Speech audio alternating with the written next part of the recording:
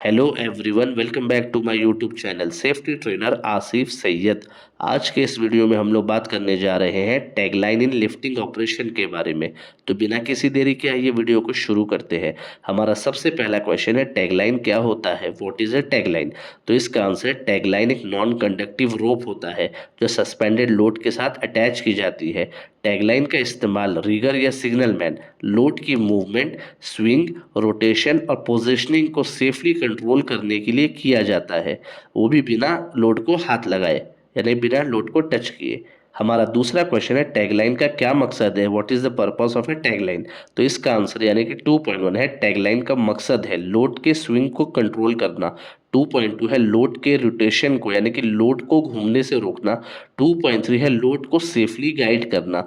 2.4 है वर्कर्स को suspended load से दूर रखना। और 2.5 है लोड को सही पोजीशन पर सेफली पहुंचाना। हमारा तीसरा क्वेश्चन है, टैगलाइन जरूरी क्यों है? Why is a tagline important? तो इसका आंसर यानी कि 3.1 है, टैगलाइन इंपॉर्टेंट है क्योंकि ये लोड को अनकंट्रोल्ड होने से बचाता है। 3.2 है लिफ्टिंग एक्सीडेंट को रिड्यूस करता है। 3.3 है लोड को वर्कर या स्ट्रक्चर से टकराने से बचाता है। 3.4 है लिफ्टिंग ऑपरेशन को सेफ बनाती है। और 3.5 है हवा के टाइम, यानी कि बहुत ही ज़्यादा हवा के टाइम लोड को बेटर कंट्रोल देता है। हमारा चौथा क्वेश्चन है, टैगलाइन का इस्तेमाल कब करनी चाहिए? When should a tagline B use? तो इसका आंसर यानी कि 4.1 है, टैगलाइन का इस्तेमाल तब करना चाहिए जब लोड स्विंग कर सकती हो। 4.2 है जब लोड रोटेट कर सकती हो। 4.3 है हवा लोड को अफेक्ट कर सकता हो। 4.4 है लॉन्ग या इरेगुलर लोड लिफ्ट हो रहा हो तो। और 4.5 है जब एक्यूरेट पोजीशनिंग की ज़रूरत हो तब टैगलाइन का इस्तेमाल करना चाहिए। हमारा पांचवा क्वेश्चन है, टैगलाइन को कौन इस्तेमाल कर सकता है? Who uses the tagline? तो इसका आंसर है, टैगलाइन सिर्फ ट्रेन रिगर या सिग्नल मैन को ही यूज करनी चाहिए। हमारा पांचवा क्वेश्चन है, टैगलाइन की रस्सी किस तरह की होनी चाहिए? What type of rope should be use as a tagline? तो इसका आंसर यानी कि 6.1 है, एक टैगलाइन स्ट्रांग होनी चाहिए। 6.2 है डैमेज फ्री होनी चाहिए, यानी कि गुड कंडीशन में होनी चाहिए। 6.3 है इलेक्ट्रिकल एरिया के पास नॉन कंडक्टिव रोप होनी चाहिए। और 6.4 है टैगलाइन इतनी लंबी होनी चाहिए कि सेफ डिस्टेंस मेंटेन रहे। हमारा सेवेंथ क्वेश्चन है, एक नॉन कंडक्टिव टैगलाइन क्यों इस्तेमाल करनी चाहिए? Why should a non conductive tagline B use?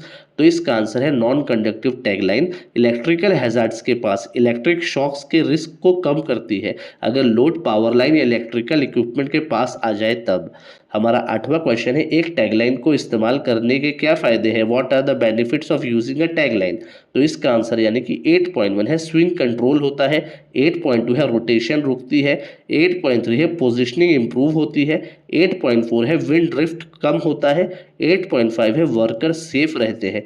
8.6 से कॉलिजन प्रिवेंट होता है। और 8.7 है क्रेन ऑपरेटर और रिगर के बीच कोऑर्डिनेशन इंप्रूव होता है। हमारा नाइन्थ क्वेश्चन है, टैगलाइन इस्तेमाल करने के सेफ्टी रूल्स क्या है? What are the safety rules while using a tagline? तो इसका आंसर यानी कि 9.1 है, रोप इंस्पेक्ट करो। 9.2 है, कभी भी हाथ या बॉडी पर टैगलाइन को लपेटे नहीं। 9.3 है, लोड के नीचे या लोड के रास्ते में मत खड़े रहो। 9.4 है, क्रेन ऑपरेटर से कम्युनिकेशंस मेंटेन रखो। 9.5 है, सस्पेंडेड लोड के नीचे कभी मत जाओ। और 9.6 है, अगर लोड कंट्रोल नहीं हो रहा हो तो लिफ्टिंग स्टॉप करो। हमारा 10th क्वेश्चन है, टैगलाइन का इस्तेमाल करते समय कौन सी आम गलतियां होती है? What are the common mistakes while using a tagline? तो इसका आंसर यानी कि 10.1 है, डैमेज रोप यूज करना। 10.4 है, रस्सी को हाथ पर लपेटना। 10.3 है, सस्पेंडेड लोड के नीचे खड़ा होना। 10.4 है, रोप की जगह स्टील वायर यूज करना। और 10.5 है, ज़रूरत होने पर भी टैगलाइन यूज ना करना। हमारा 11th क्वेश्चन है, अगर टैगलाइन का इस्तेमाल ना किया जाए तो क्या हो सकता है? What can happen if a tagline is not use? तो इसका आंसर यानी कि 11.1 है, टैगलाइन ना यूज करने पर लोड स्विंग करेगा। 11.2 है, लोड रोटेट करेगा। 11.3 है, वर्कर लोड को हाथ से रोकने की कोशिश करेंगे। 11.4 है, लोड किसी वर्कर या स्ट्रक्चर से टकरा सकता है। और 11.5 है, सीरियस एक्सीडेंट हो सकता है। हमारा 12th क्वेश्चन है, टैगलाइन का इस्तेमाल का एक प्रैक्टिकल एग्जांपल दीजिए। Give one practical example of using a tagline. तो इसका आंसर है, जब मोबाइल क्रेन से स्टील बीम लिफ्ट की जाती है तब रिगर टैगलाइन का इस्तेमाल करता है ताकि बीम रोटेट ना करे और सेफली अपनी फाइनल पोजीशन पर पहुंच सके। हमारा 13 क्वेश्चन है, क्या कोई वर्कर हाथ से झूलते हुए लोड को रोक सकता है? Can a worker stop A swinging load by hand? तो इसका आंसर है, किसी किसी भी वर्कर को सस्पेंडेड लोड को हाथ से नहीं रोकना चाहिए, इसके लिए टैगलाइन का इस्तेमाल करना चाहिए। हमारा 14 क्वेश्चन है, टैगलाइन किस मटेरियल से बनी होती है और इसका स्टैंडर्ड साइज क्या होता है? What material is a tagline made of and what is it's standard size? तो इसका आंसर है टैगलाइन आमतौर पर पॉलीप्रोपिलीन, पॉलिएस्टर या नायलॉन जैसी नॉन कंडक्टिव सिंथेटिक फाइबर रोप से बनती है। एक टैगलाइन का सबसे कॉमन साइज 12 mm होता है, लेकिन 10 mm से लेकर 16 mm तक की रोप लोड और कंपनी के स्टैंडर्ड के हिसाब से इस्तेमाल की जाती है। यानी कि टैगलाइन कोई यूनिवर्सल फिक्स स्टैंडर्ड डायमीटर नहीं है। रोप्स यानी कि टैगलाइन की रस्सी को लिफ्टिंग प्लान, लोड कैरेक्टरिस्टिक और कंपनी के प्रोसीजर्स के हिसाब से सेलेक्ट किया जाता है। हमारा 15 क्वेश्चन है, टैगलाइन की लंबाई कितनी होनी चाहिए? What is the recommended length of the tagline? तो इसका आंसर, टैगलाइन की कोई फिक्स स्टैंडर्ड लेंथ नहीं होती है। इसकी लंबाई इतनी होनी चाहिए कि रिगर सेफ डिस्टेंस बनाए रखते हुए लोड को कंट्रोल कर सके, और आमतौर पर 5 मीटर से लेकर 15 मीटर लंबी टैगलाइन का इस्तेमाल किया जाता है, जो लोड और लिफ्टिंग कंडीशंस पर डिपेंड करता है। सब्सक्राइब।